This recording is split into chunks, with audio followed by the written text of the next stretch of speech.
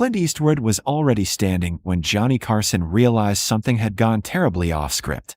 Because instead of shaking Johnny's outstretched hand, Clint looked past him, past the cameras, past the band, and locked eyes with a woman seated silently in the fourth row, a moment that would later be remembered as the instant live television stopped being predictable. No one inside Studio One, not Johnny, not Ed McMahon, not the 300 people in the audience, and not the millions watching at home, knew that this woman had been waiting 23 years for this night, or that Clint Eastwood was about to break an unspoken rule that had governed late-night television since it began. March 5, 1974. NBC Burbank. 5:30 p.m. sharp. The Tonight Show rolled forward like a perfectly oiled machine. Johnny Carson sat behind his desk, relaxed, immaculate, delivering his monologue with the easy confidence of a man who had mastered this space. Laughter came on cue. Doc Severinsen's band punctuated every beat. Everything was safe, familiar, controlled.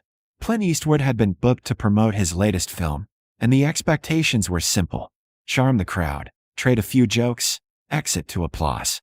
But in the audience, nearly invisible, sat Margaret Hale, a 62-year-old woman in a navy blue coat, hands folded tightly in her lap, as if holding herself together by will alone.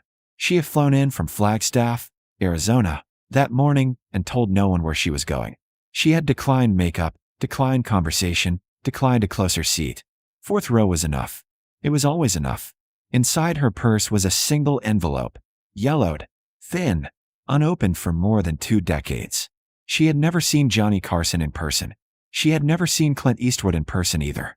But she had watched them both for years, watched them rise, watched them succeed, watched them live out the years her husband never had. The show moved smoothly into its first commercial break. Johnny loosened his tie and joked with Ed. Clint waited in the wings, calm and unreadable. A stagehand offered him water. Clint shook his head. Another offered notes. Clint didn't take them. Instead, he kept glancing toward the audience, toward the fourth row, toward Margaret, who sat perfectly still, eyes fixed on the stage. At 6:02 p.m., the red light blinked back on. Ed McMahon's voice boomed across the studio. "Ladies and gentlemen, one of the biggest stars in motion pictures, Clint Eastwood." The audience erupted in applause. Cheers, whistles, excitement. Clint stepped through the rainbow curtain with that slow, deliberate walk that had made him famous. He waved once, just enough. Johnny stood, smiling, and extended his hand to begin the ritual millions had seen countless times. Clint didn't take it. For a fraction of a second, Johnny's smile froze. Clint hesitated, then turned his head slightly, eyes narrowing as if focusing on something only he could see. Johnny followed his gaze, confused. Clint stepped past the desk and closer to the edge of the stage. The applause faded unevenly. Nervous laughter rippled through the crowd. This wasn't how interviews started. Margaret felt her heart begin to pound as Clint's eyes found hers. She recognized that look immediately. She had seen it once before, long ago, in the face of a young soldier under a foreign sky. Clint raised his hand, not dramatically, just precisely, and pointed. "Ma'am," he said into the microphone, his voice low and serious. "You in the blue coat." Fourth row. A wave of movement passed through the audience as heads turned. Margaret's breath caught. She hadn't planned for this. She hadn't expected to be noticed. Johnny laughed reflexively, trying to lighten the moment. "Easy there, Clint," he joked. "You're going to scare the audience." Clint didn't smile. "Would you stand up, please?" he said. The studio fell silent. Margaret stood slowly, her knees trembling. Her purse slipped from her hand, and the envelope slid out, landing softly on the floor between the rows. Johnny straightened in his chair. Ed McMahon leaned forward, his grin gone. Clint stepped closer to the edge of the stage, his hands open and visible, as if surrendering himself to whatever came next. "What's your name?" he asked. "Margaret," she said, her voice shaking but clear. "Margaret Hale." Clint swallowed hard. Something in his expression changed. Something raw, something completely out of place on a late-night stage. "Did your husband serve in Korea?" Clint asked. The question landed like a shockwave. Margaret nodded once. "Yes." Johnny's fingers tightened around his cue cards. "Was his name Thomas Hale?" Clint continued. The audience gasped. Margaret covered her mouth as tears filled her eyes. Johnny stood halfway out of his chair now, no longer pretending this was a bit. Clint turned slowly toward Johnny, his voice steady but his eyes shining. "You knew him too," Clint said. Johnny froze. For the first time in his career, the king of late night had no words. The envelope lay on the studio floor, unnoticed by everyone except Clint, who stared at it as if it carried weight far beyond paper. "He saved my life," Clint said quietly. "And he saved yours." Somewhere backstage, a producer whispered for a commercial break, but no one moved. The cameras kept rolling. America leaned closer to their televisions, sensing something irreversible unfolding in real time. Margaret stood trembling, finally seen, finally unable to remain invisible, standing at the center of a story that had waited 23 years to be told. And this was only the beginning. The silence inside Studio One stretched, so long it stopped feeling accidental and started feeling dangerous. Johnny Carson stood half out of his chair, cue cards crushed in his hand, staring at Clint Eastwood, as if the man across from him had suddenly become a stranger. This was live television. There were rules, spoken and unspoken, and Clint had just shattered all of them by pulling a private ghost into the public light. Margaret Hale remained standing in the fourth row, her body rigid, her breath shallow, every instinct telling her to sit back down, to disappear again. But she didn't, because for the first time in 23 years, someone had said her husband's name out loud. Clint stepped down from the stage without asking permission. It wasn't dramatic. He didn't announce it. He simply moved, one foot off the platform, then the other, closing the distance between himself and the audience as if the cameras didn't exist. A collective murmur rippled through the crowd. Johnny turned toward the control booth and shook his head slightly. "No," while the red, on-air, light burned brighter than ever. Clint stopped at the aisle, close enough now that Margaret could see the lines at the corners of his eyes, the tension in his jaw. He bent down and picked up the envelope that had fallen from her purse. He didn't open it. He didn't even look inside. He just held it carefully, like something fragile. "You brought it," Clint said softly, not a question. Margaret nodded. "I didn't know if I'd have the courage," she whispered. Clint exhaled slowly. "Neither did we." Johnny finally found his voice, though it came out quieter than anyone had ever heard it on television. "Clint," he said carefully, "maybe we should." Clint turned his head just enough to look back at him. "No," Clint said. One word. Flat. Final. Johnny stopped. Ed McMahon sat frozen, hands folded, eyes glassy. The band didn't move. The audience didn't cough or shift or breathe too loudly. Clint turned back to Margaret. "He asked us not to come," Clint said. "The funeral. He said you'd already been through enough." Margaret closed her eyes. "I waited," she said. "I waited for one of you to knock on my door. Years passed. Then decades." Her voice didn't accuse. It simply stated. Clint nodded, absorbing the weight of it. "We were cowards," he said. The word landed hard. Johnny flinched. "Every time your husband's name came close to the surface, we pushed it back down." Clint continued.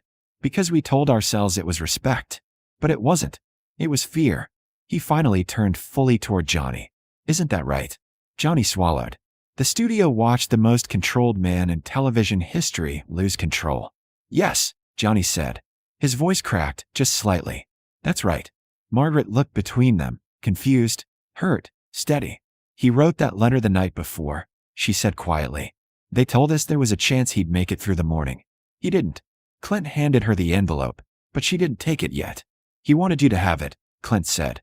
"Not because it explains anything, but because it proves something." Johnny stepped out from behind the desk now. He had never done this without a joke, without a reason the audience could laugh at. He walked slowly, like a man approaching a reckoning.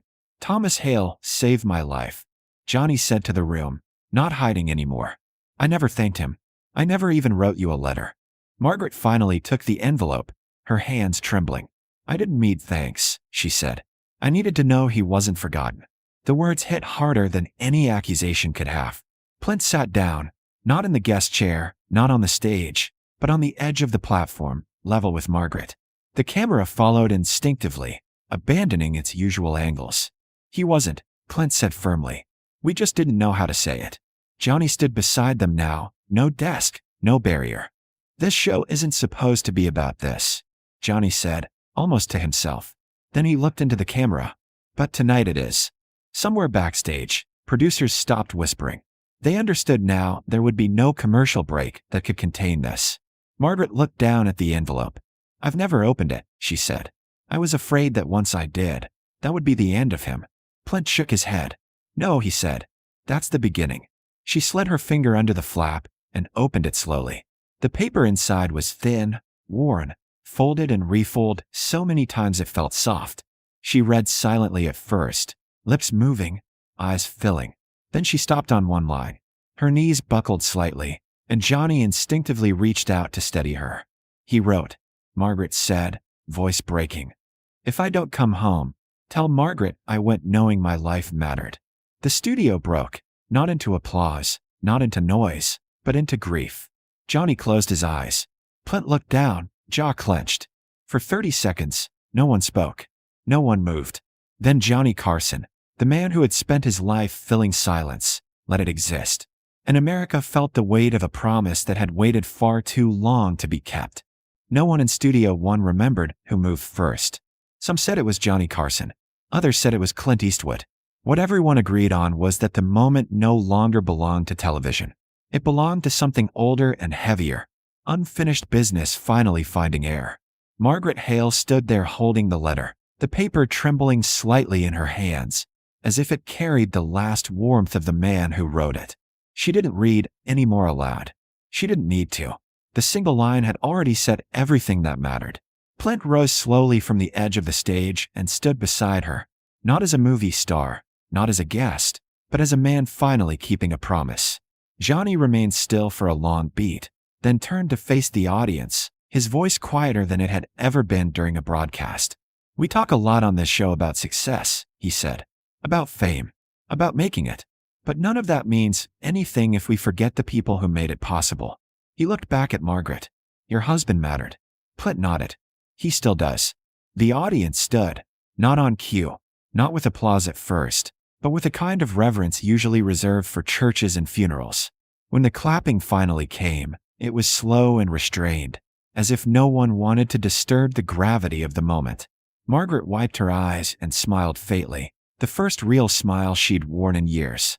"I didn't come here to be seen," she said softly. "I just wanted to know he wasn't lost to time." Clint met her gaze. "He isn't," he said. "Not anymore." Johnny stepped closer, placing a hand gently on her shoulder. "Thank you for trusting us with this," he said. The red on-air light still burned, but no one cared about it now. Not the producers, not the crew, not the audience at home. When Johnny finally signaled for the band, they didn't play the usual upbeat cue. They played nothing at all.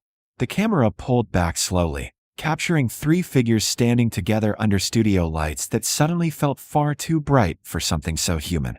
That night, the episode was logged like any other, but it was never rerun. And the next morning, letters poured into NBC by the thousands. Widows, veterans, sons and daughters, all saying the same thing. "Thank you for remembering us." Margaret Hale returned to Flagstaff with the letter opened at last, no longer a weight, but a companion. And Clint Eastwood and Johnny Carson never spoke of that night again, because some stories, once finally told, don't need repeating.